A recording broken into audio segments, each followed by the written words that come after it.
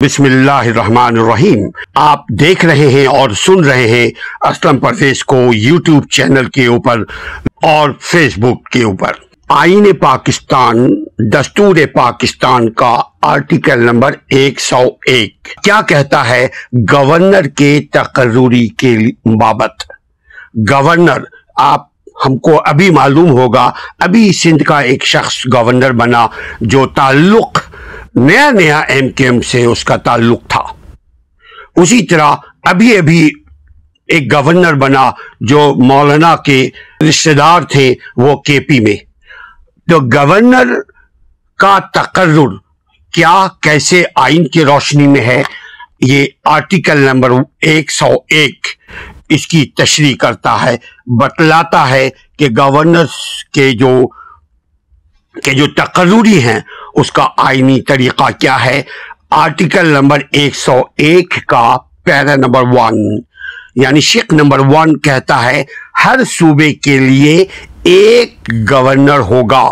आपके पास कितने प्रोविंस हैं? 4।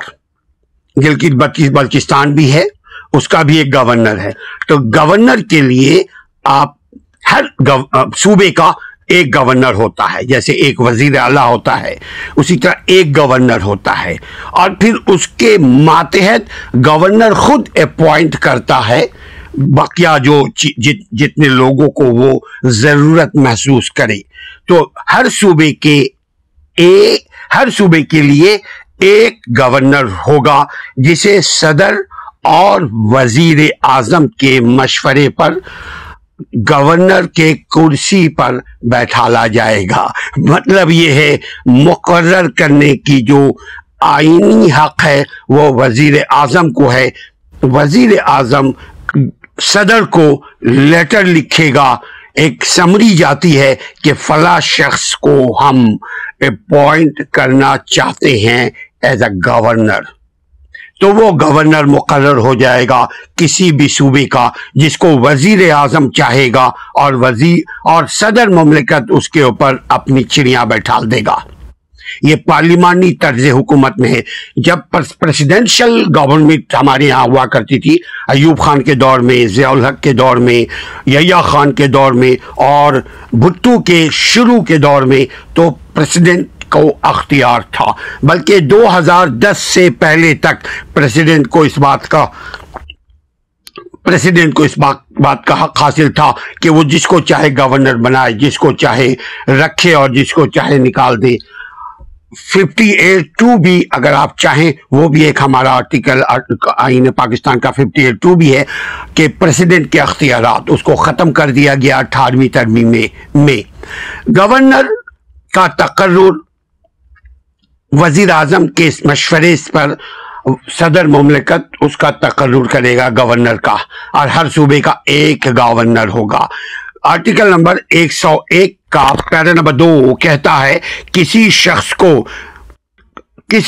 को जो कौमी असेंबली का रुकन मुंतखब होने का अहल हो और उसकी जो एज है, उसकी जो उम्र है 35 साल से कम ना हो। 35 साल का उसका उम्र, उससे जायद हो नो प्रॉब्लम, मगर 35 साल से कम उम्र का ना हो।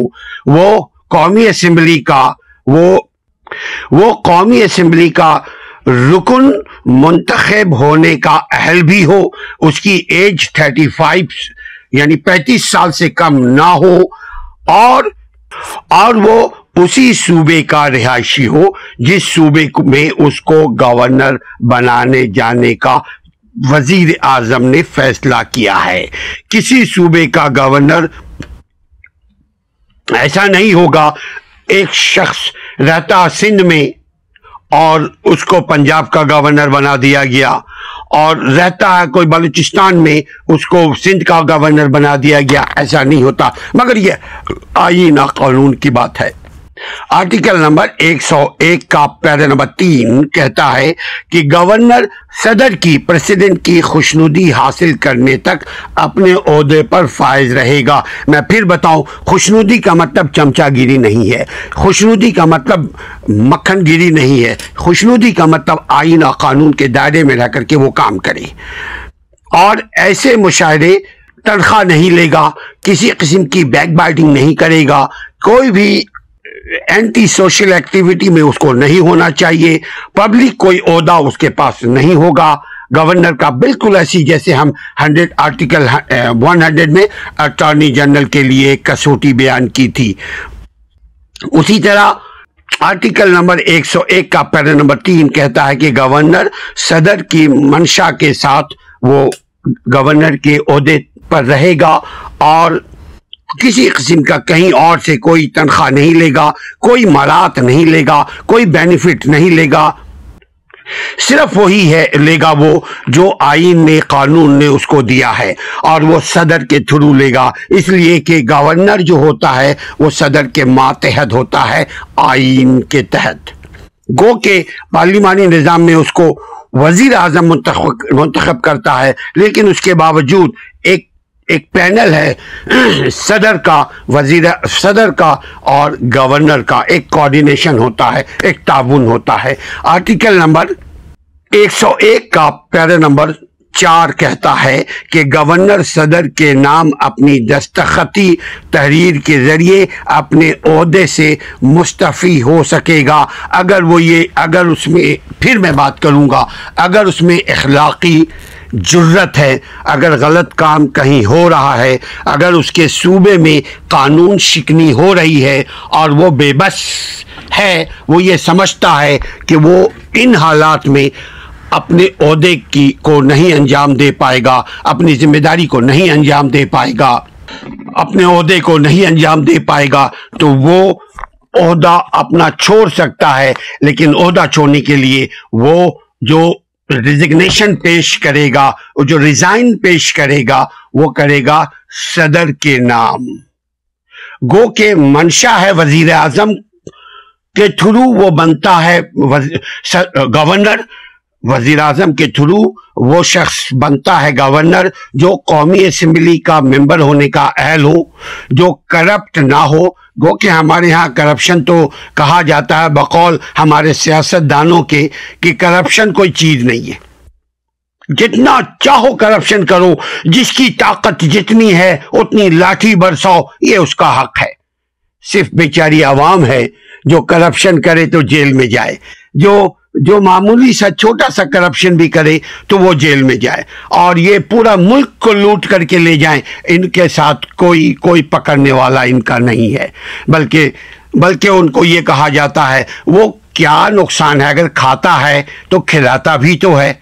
अगर अवाम की ये सोच हुई तो मुल्क की तरक्की नहीं हो पाएगी। माजरत के साथ अवाम की ये सोच होनी चाहिए कि वो क्यों खाता है, तो इस्तीफा देने का, रिजाइन देने का जो है उसको अख्तियार है। अगर वो समझे कि वो नाअहल हो चुका है, अगर वो समझे कि वो बीमार है, वो मजीद अपने ओहदे के साथ वफादारी नहीं कर सकता, वो रिजाइन दे दे, रिजाइन के नीचे वजह भी बतला दे। आर्टिकल नंबर 101 का पैरा नंबर 5 कहता है सदर किसी गवर्नर के कारहाय मनसबी की किसी ऐसे इत्तफाकी सूरत में जिसकी बाबत उस हिस्से में हुक्म वज़ा ना किया गया हो, अंजाम दही के लिए ऐसे अहकाम वज़ा कर सकेगा जो मौजू समझे। यानी सदर ये समझता है कि ये जो प्रेसिडेंट है, प्रेसिडेंट ये समझता है ये जो गवर्नर है ये आईन कानून के खिलाफ काम कर रहा है। सदर ये समझता है कि जैसे गवर्नर ने पंजाब में परवेज इलाही को एक नोटिफिकेशन इशू किया, नोटिस दिया कि तुम अपने असेंबली में कॉन्फिडेंस का वोट लो, पंजाब असेंबली कॉन्फिडेंस का वोट ले। उस पर वजीर आला पंजाब सुप्रीम कोर्ट में गए कि वजीर के गवर्नर को इस बात का हक हासिल नहीं है कि जब सेशन चल रहा हो, जब असेंबली में मीटिंग चल रही हो, तो किसी किस्म की नोटिफिकेशन गवर्नर इशू नहीं कर सकता। लेकिन माइट इज राइट हमारे मुल्क में है और वहां ऐसे ही होता है। बहरहाल डी नोटिफाई हो गया गवर्नर का वो रूल, लेकिन ये जरूर रहा कि जी आप कॉन्फिडेंस का वोट ले लें। परवेज इलाही ने कॉन्फिडेंस का वोट लिया, लेकर दोबारा वजीर आला बन गए। तो गवर्नर की ये जिम्मेदारी नहीं होती है, ये गलत काम होता है कि जब सेशन चल रहा है, जब ऑलरेडी मीटिंग हो रही है, सूबाई असेंबली की मीटिंग हो रही है, उस वक्त गवर्नर ये कहे कि जी वजीर आला आप कॉन्फिडेंस का वोट लो, या वजीर आला नो मोर वजीर आला। अगर ये नो मोर अपनी तरफ से कहे तो ये गैर आईनी होगा। अगर जिस मुल्क में कानून की बालादस्ती होती है, जिस मुल्क में आईन और कानून का एहतराम होता है, उस मुल्क में ये बहुत बड़ी कलंक का टीका है। हमारे मुल्क के सियासतदान हो या हमारे मुल्क के मावराए कानून शख्सियात हों, वो जो भी जुर्म करें उनको माफ है।